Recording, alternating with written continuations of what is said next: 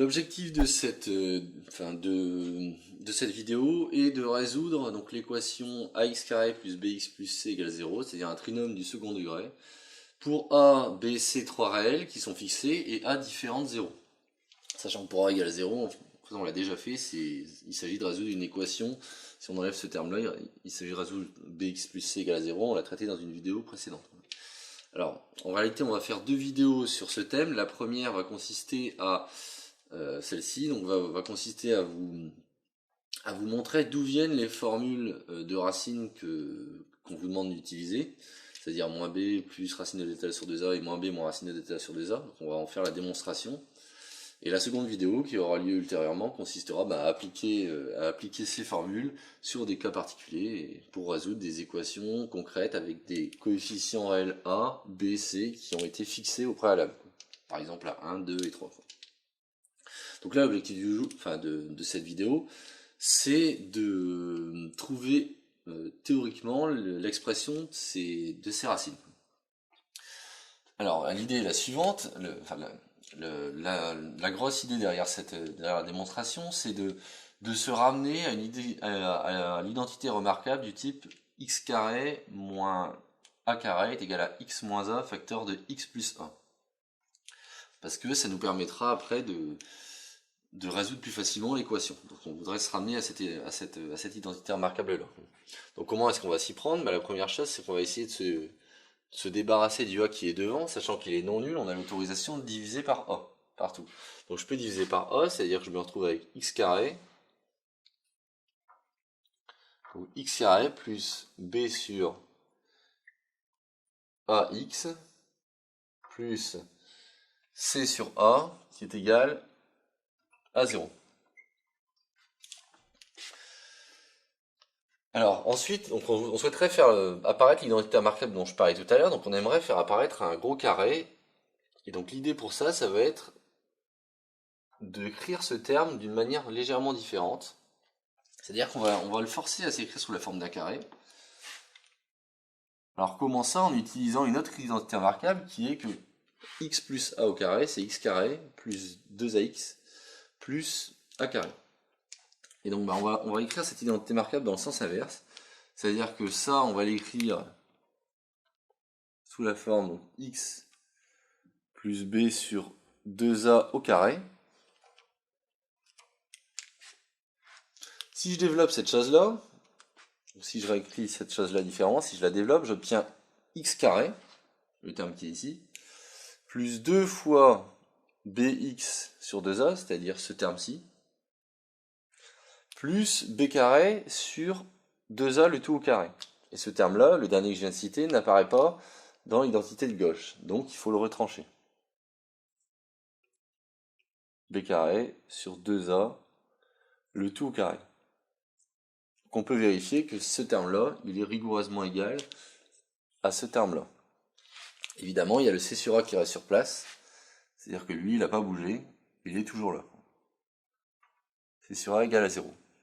Donc pour le vérifier, il suffit de développer cette chose-là, et puis regarder si on retombe sur le terme de gauche. Alors qu'est-ce que ça nous apporte d'avoir écrit ça? Tout simplement que maintenant, on a le premier morceau de notre identité remarquable qui apparaît ici, c'est-à-dire on a un gros terme au carré, et ce deuxième morceau, on va pouvoir l'écrire sous une forme qui va de plus en plus ressembler à un carré également. Alors comment? Réécrivons le premier terme tel qu'il est, c'est-à-dire x plus b sur 2a le tout au carré. Le tout au carré. Et si je réduis au même dénominateur la fraction qui est ici avec cette fraction-là, je vais obtenir moins b carré moins 4ac sur donc 2a au carré, c'est-à-dire 4a au carré. Comment j'ai obtenu ça?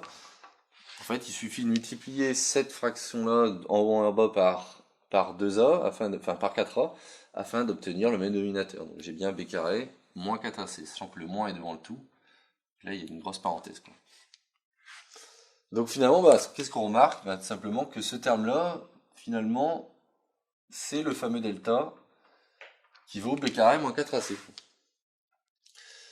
Et donc, la question maintenant, c'est est-ce que ce terme-ci, peut s'écrire sous la forme d'un carré.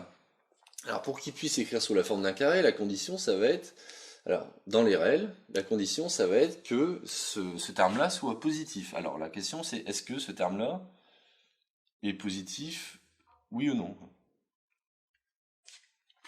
Alors premier cas, donc on va remplir un petit tableau avec à gauche le signe de delta et à droite les solutions à l'équation.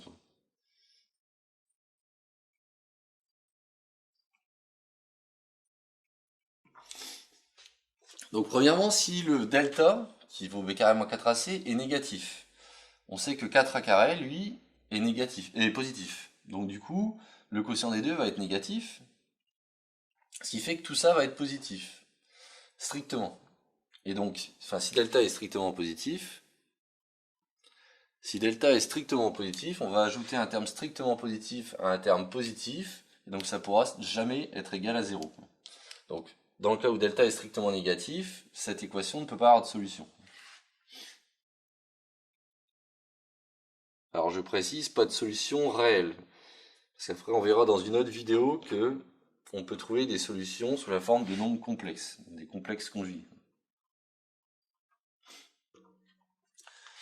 Il y a un deuxième cas de figure qui est, imaginons que delta soit égal à 0. Donc si delta est égal à 0, tout ce terme-là disparaît. Et donc l'équation qui nous reste, c'est x plus b sur 2a au carré est égal à 0. Donc x plus b sur 2a au carré est égal à 0, ben ça signifie que ce qui est à l'intérieur doit être égal à 0. Donc si delta égale à 0, seul reste ce terme-ci, il doit être égal à 0, donc ça signifie que x plus b sur 2a doit être égal à 0. Et si x plus b sur 2a est égal à 0, ben ça signifie que x est égal à moins b sur 2a. Et donc on a une solution réelle, qu'on appelle racine du trinôme du second degré. Une solution réelle. Enfin, dernier cas de figure, si delta est strictement positif. Donc si delta est strictement positif, dans ce cas-là, mon équation, je vais pouvoir aller un petit peu plus loin, je vais pouvoir la réécrire sous la forme suivante. C'est-à-dire x plus b sur 2a le tout au carré, auquel je retranche racine de delta sur 2a le tout au carré. Pourquoi? Parce que racine de delta au carré, ça correspond à delta, qui est ici, et 2a au carré, c'est 4a carré qui est ici. Et donc cette équation, ça revient à résoudre ça. Sachant que j'ai le droit d'écrire racine de delta, étant donné que delta est positif. Donc, là, on est arrivé à la fameuse identité remarquable, c'est-à-dire a carré moins b carré est égal à 0. Donc cette identité remarquable peut se factoriser, cette expression peut se factoriser grâce à l'identité remarquable, sous la forme, donc, A, donc ça va être mon A. Je vais appeler ça grand A, et ça, je vais l'appeler grand B. Donc c'est sous la forme grand A moins grand B, donc grand A ça va être la première partie, grand A ça va être x plus b sur 2a, moins b qui va être racine de delta sur 2a, donc ça c'est b, et fois a plus b, c'est-à-dire x plus b sur 2a plus racine de delta sur 2a. Donc là j'ai b et là j'ai a. Et donc ça doit être égal à 0. La conclusion c'est que ça c'est beaucoup plus agréable à résoudre que ça. C'est parce que pour que le produit de ces deux termes soit égal à 0, il est nécessaire que l'un des deux soit égal à 0. C'est-à-dire que x va être égal, le premier choix ça va être que x soit égal à moins b sur 2a plus racine de delta sur 2a, donc moins b plus racine de delta sur 2a.